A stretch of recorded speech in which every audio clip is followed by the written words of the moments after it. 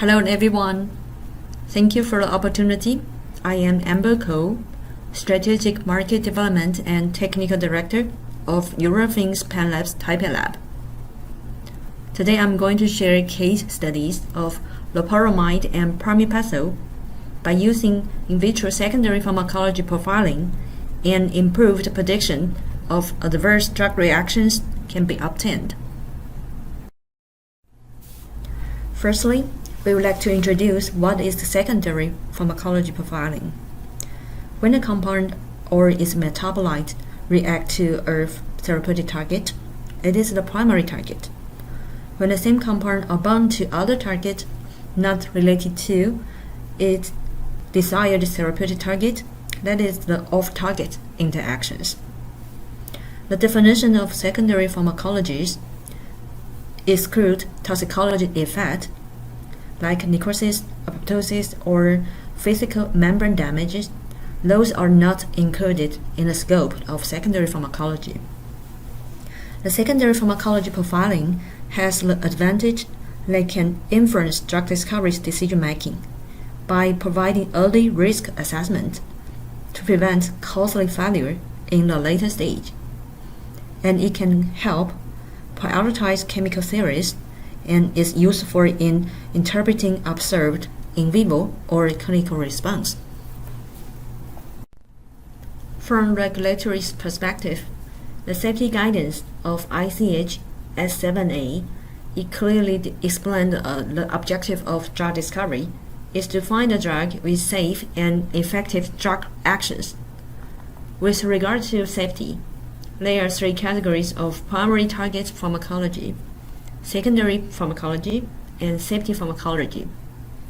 Here mentioned primary pharmacology refers to therapeutic target or effect can be identified and validated by biochemical or functional phenotypic assays, while secondary pharmacology refers to in vitro molecular target studies, like well-known off-target profiling, safety screen, hERG studies, potential abuse target screening, etc. The safety pharmacology is defined as studies to investigate the potential undesirable pharmacological effect of a substance on physiological functions in relation to exposure in the therapeutic range and above. Today, our focus is secondary pharmacology, how it can help better predict drugs' adverse effect. In 2018, a paper co-published by several big pharma's experts, including UCB, Sanofi, Pfizer, of total 9 pharmaceutical companies, they conducted a survey with goals hoping to know how industrial pharmaceutical companies running their projects of their strategy and how in vitro profiling data is used. This was from 21 expert representatives to identify industrial practice related to in vitro off-target pharmacological profiling of small molecules. Here shows part of the questionnaires and survey result.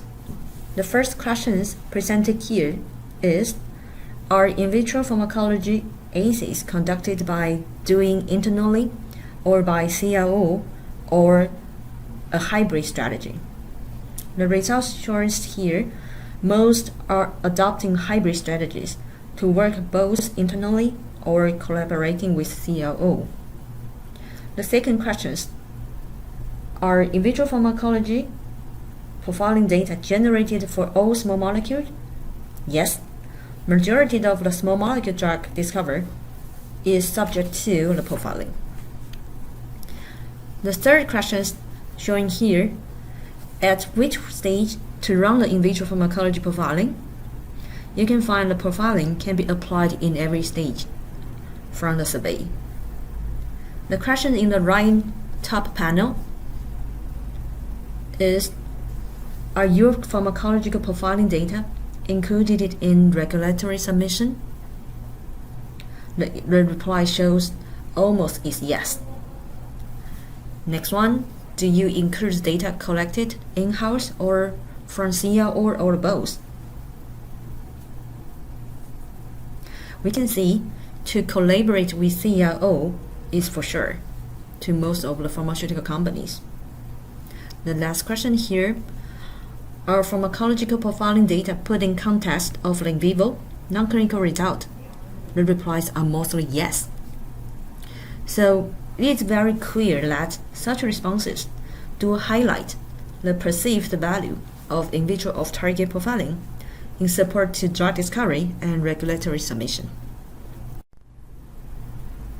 Eurofins Discovery is industrial off-target profiling leader. We have comprehensive panels across a wide array of targets, from minimal 44 targets to mid-sized 87 targets, to a broader spectrum of up to 173 targets. It is a good fit of drug discovery's progress, from hit to lead of smaller size panel to identify potential hazards. In lead optimization stage, a mid-sized panel of safety screen 87 that can support hazard eliminations, as well as candidate selection stage. A broader panel will aid mechanistic understanding of potential liabilities. Today, I'm going to share 2 clinical drugs cases. They were with safety alert by FDA. By running our panels, we hope to know what are the reasons behind it to cause the safety issues. The case studies was prepared in a poster and can be downloaded from our website Resources tab. In the poster, we have a schematic figure. In the figure 1, it's a combination of the 3 safety associated target panel. Before that, I'd like to introduce the figure's definitions.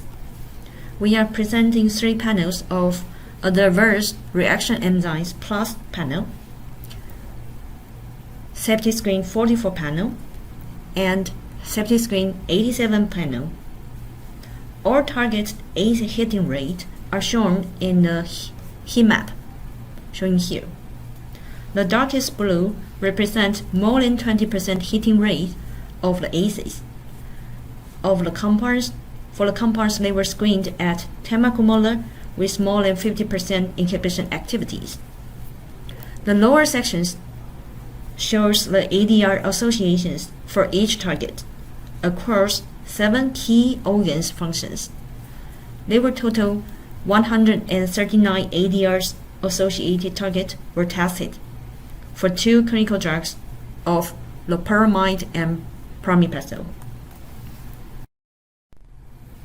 For the 2 drugs, Loperamide was launched in 1976 for the diarrhea treatment, with primary target of opioid receptors of mu, delta, and kappa as agonist. However, since its launch to 2015, there were total 48 cases reported of serious heart problems of the use. So that's why the FDA issued the formal alert in 2016. Pramipexole, it was launched in 1997 for Parkinson's disease treatment. It is an agonist on dopamine receptors D3, D2, and D4. However, in 2012, FDA also issued the alarm, saying that its potentials cause heart failures, and FDA is continuously watching it. So both of the drugs are alerted of the heart problems. Let's read the off-target profiling result of the 2 drugs on our panels. The poster figure 1 is a combined presentation of the 3 panels. The screening results of the 2 drugs are presented by the heat map. You can find that the darker colors means inhibition over 50%, which we call it a hit. Whenever a screening result shows more than 50%, which means significant effect of test compounds, a follow-up dose response test and functional assays is suggested to obtain its affinity values, IC50 values, and pharmacological functionality. For the 2 compounds, Let's read the results of the Loperamide first, which is the upper line of the heat map. Firstly, we can verify if the primary targets are identified. Yes, we can find that the primary targets of loperamide are opiate receptors, so you can find the delta, kappa, and mu receptors are identified as on target. And the second question is, if there's any additional hit, over 50% inhibition is concerned with CV, cardiovascular ADRs? From the results, yes, we found that there are many targets identified in the panel of the safety screen 44 and safety screen 87. Among them, many are indeed concerned with CV effect, cardiovascular effect, while the hit in the panel of adverse reaction enzymes are not concerned with CV.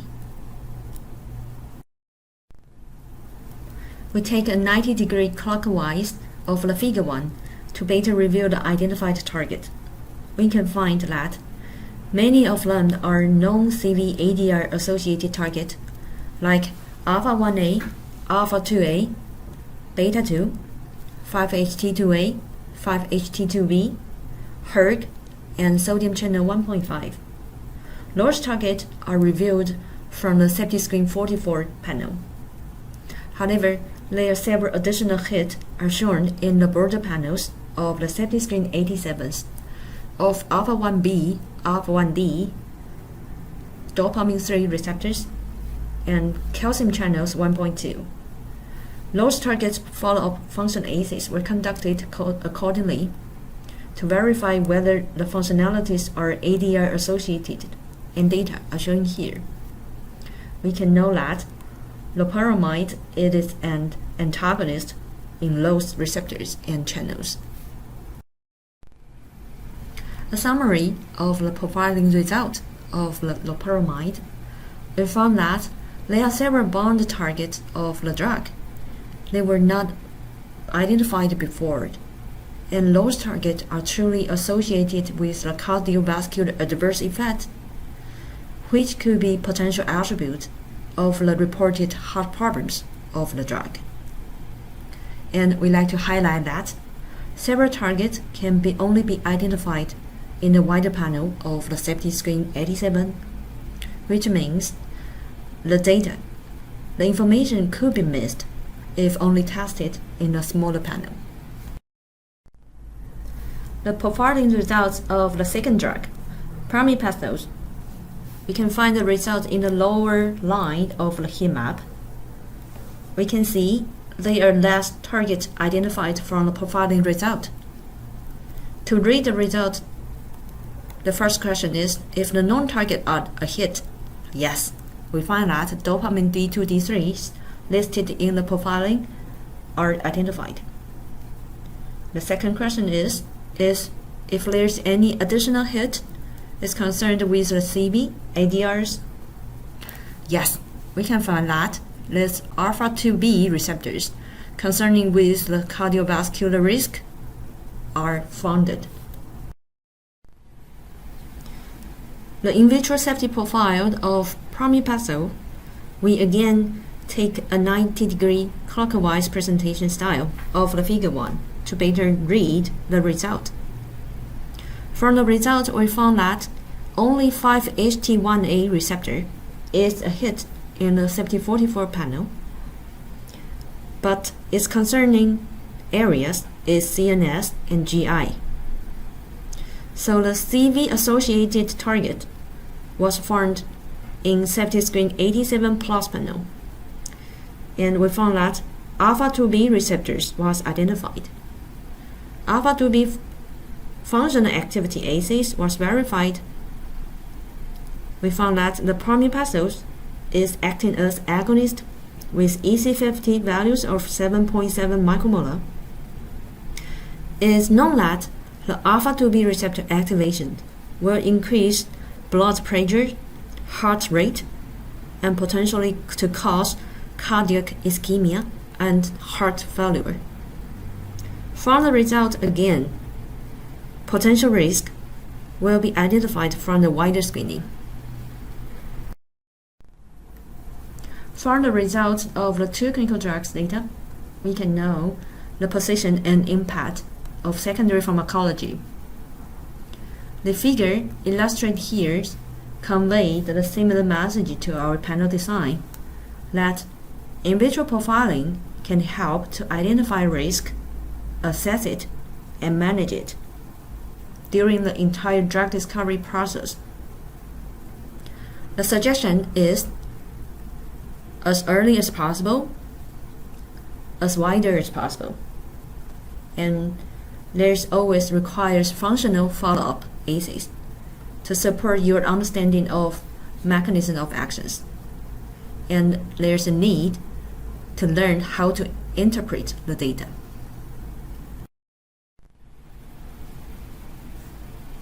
In addition to risk control, there are potential beneficial effects of secondary pharmacology. Here we have 3 examples can be of reference. For the first one, it can help identify drug with enhanced efficacy when it is targeting to several targets, and those targets are contributing the same therapeutic pathway or effect. Here we have the examples of Loperamide. It is a dual antagonist at H1 and POF receptor, and the drug was treated for allergic rhinitis. So it's known that the POF and histamine, they play key roles in mediating responses of inflammations. So the drug can have better efficacies than the drug they are single treatment, single target, of like example of H1 selective antagonist. Second, the positive effect of a secondary pharmacology is it can choose to identify drugs with better selectivities. So the example drug shown here is tadalafil, is treated for erectile dysfunctions, and its target is PDE5 and PDE6. It was an inhibitor. So it shows better selectivities because it was shown that it has high selectivity for PDE5 over PDE6, and the differentiations is about 780-fold. And it has better side effect prevention effect than the drug of stanafil. Stanafil has only 10-fold differentiations between PDE5 and PDE6, and non-specific inhibition of PDE6 was known.